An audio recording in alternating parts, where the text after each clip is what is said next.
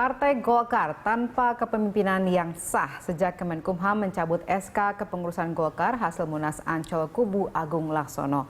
Pencabutan itu juga tanpa diikuti pengesahan kepengurusan hasil Munas Bali Kubu Abu Rizal Bakri.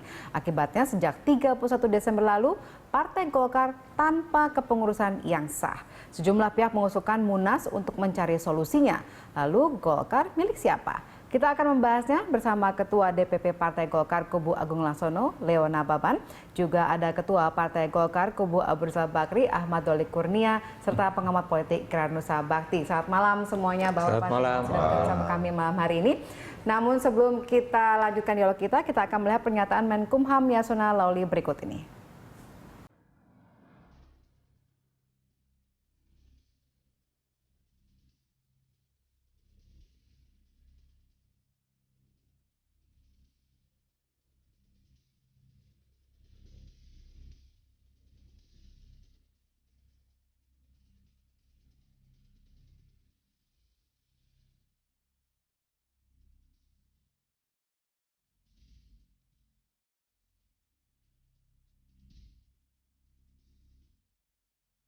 Baik, kita sudah mengikuti tadi ada grafik yang mengutip pernyataan dari Menkumham. Nah, setelah SK dicabut atas Kubu Agung Laksono, saya tanyakan kepada Pak Leo dulu yang dicabut SK-nya. Sekarang berarti siapa kepengurusan yang sah Partai Golkar?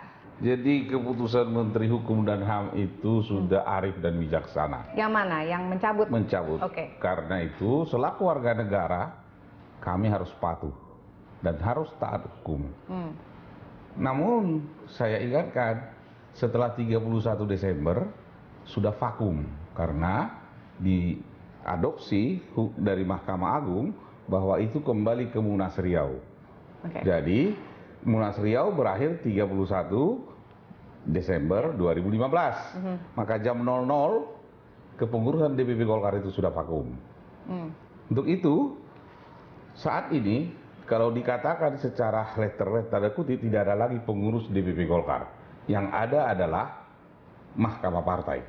Karena 2016 masih ada di situ klausul Munas diserahkan kepada Agung Laksono sampai Oktober 2016. Tapi sudah dicabut. Tapi yang mencabut itu masih ada orang-orangnya. Mungkin itu yang harus saya nyatakan di forum yang terhormat ini. Vakum berarti tidak ada kepengurusan sama sekali? Ya. Tapi partai tetap ada, Partai Golkar? Partai Golkar mudah-mudahan masih ada sampai hari ini, sampai di tingkat 1, tingkat 2, sampai ke desa masih ada. Yang ada itu di pucuknya ini tidak ada. Untuk itu kita mengusulkan ada Bang Akbar Tanjung selaku senior, Ketua Dewan Pertimbangan beliau. Kalau pertimbangan saya kan Pak Uda Pasiswono, menyurati dengan resmi Abu Rizal Bakri untuk Munas bersama. Oke, kita tanyakan, Munas bersama setuju tidak? Saya sebenarnya per hari ini agak susah juga kalau disebut kita ini masing-masing ada kelompok Bali atau kelompoknya Ancol ya. Karena tadi sudah dijelaskan bahwa kepemimpinan Partai Golkar hari ini vakum ya atau dibilang quo vadis lah. Nah, oleh karena itu sebenarnya saya dari beberapa bulan yang lalu bersama dengan teman-teman muda itu atas nama Generasi Muda Partai Golkar, kita tahu persis ya, sudah memperkirakan kalau misalnya per 31 Desember proses hukum ini tidak kunjung selesai, kemudian tidak ada diambil langkah-langkah politik ya, ini akan terjadi seperti yang sekarang ini. Nah, walaupun sejak dari awal saya sudah mengatakan secara pribadi konflik politik itu harus diselesaikan secara politik. Ya, susah kalau kita menyerahkan persoalan ini selesaikan secara hukum. Bahwa kita kemudian punya satu alternatif cara penyelesaian secara hukum, oke, tapi harus ada batasnya, harus ada deadline-nya. Kemudian kembali masuk kepada proses penyelesaian politik. Nah, deadline kan sebenarnya sudah terlewati dengan 31 Desember 2015. Nah, sekarang semua sudah lewat ya. Situasi semakin tidak membaik gitu ya buat Partai Golkar. Bahkan saya kira keberadaan Partai Golkar ini terancam ya.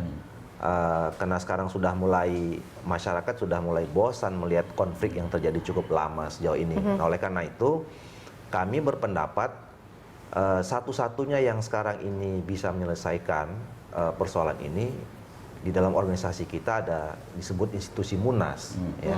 Munas itulah yang bisa menyelesaikan semua. Nah, oleh karena itu kemarin beberapa hari yang lalu Dewan Pertimbangan Munas Riau mereka rapat dan mengeluarkan sikap pernyataan yang juga mengatakan kalau 31 Desember itu tidak kunjung selesai, maka di awal tahun 2016 ini harus segera dilaksanakan Munas untuk memilih kepemimpinan baru. Oke. Ini dan suara, kita mendukung itu. Tadi Anda juga mengatakan ini ada generasi muda. Ini suara generasi mudanya saja apa sebenarnya juga didukung oleh tadi pucuk pimpinan yang sebenarnya sedang berkonflik saat ini?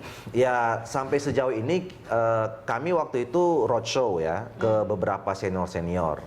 Kenapa kami juga sampai pada kesimpulan bahwa harus Munas itu, kami temui Pak Muladi, kemudian kami temui Pak Akbar juga pada saat itu, kami temui Pak Yusuf Kala, terus kemudian Pak Ginanjar, Pak Andi Matalata.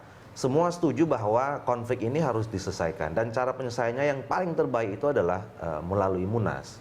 Nah, makanya begitu kami dengar kemarin One Team juga mengeluarkan hal yang sama, tadi malam kami datang kepada Dewan Pertimbangan untuk menyatakan dukungannya bahwa kami mendukung penuh pelaksanaan Munas itu, walaupun mereka tadi malam itu bukan lagi sebagai One Team karena sudah expired juga, udah kadaluarsa juga, tapi sebagai anggota-anggota senior-senior Partai Golkar. Dan kemudian kami juga menemukan cara, kan ada pertanyaan, kalau Munas bagaimana caranya? Nah, sekarang sudah tidak ada lagi kepemimpinan yang punya legal standing. Ya, lalu siapa kemudian yang akan menyelenggarakan Munas? Kita melihat ada undang-undang di dalam partai politik, satu-satunya yang punya legal standing sekarang ini adalah Mahkamah Partai. Ya, kenapa? Karena ternyata bahwa Mahkamah Partai yang dimiliki oleh Partai Golkar sekarang ini adalah hasil Munas Riau yang didaftarkan ke Kumhan itu tahun 2012.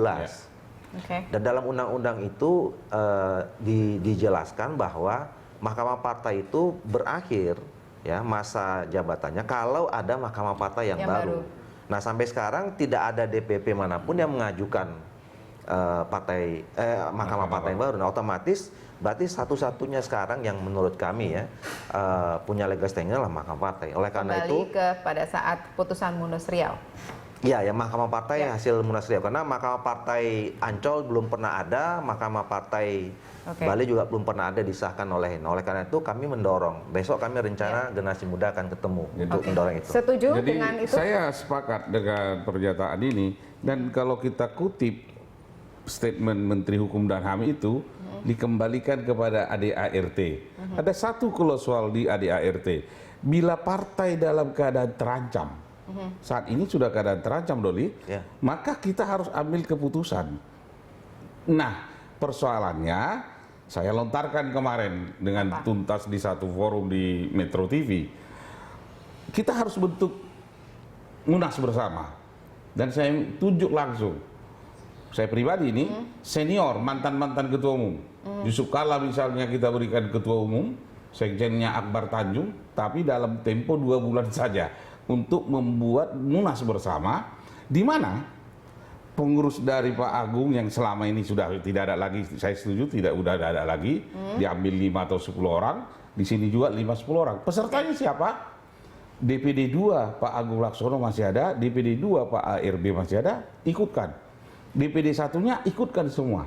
Mari kita duduk dan Munas itu hanya demokrasinya membuka forum, membentuk ketua umum dan pengurus. Tidak ada yang lain. Saya tanyakan ke Pak Ikrar terlebih dahulu. Ini kalau menurut Anda sebelum kita bahas visible tidak usulan dari Pak Leo tadi, menurut Anda apakah kondisi Golkar saat ini memang sudah sangat terancam sehingga harus ada langkah yang sangat strategis untuk menyelesaikan permasalahan ini?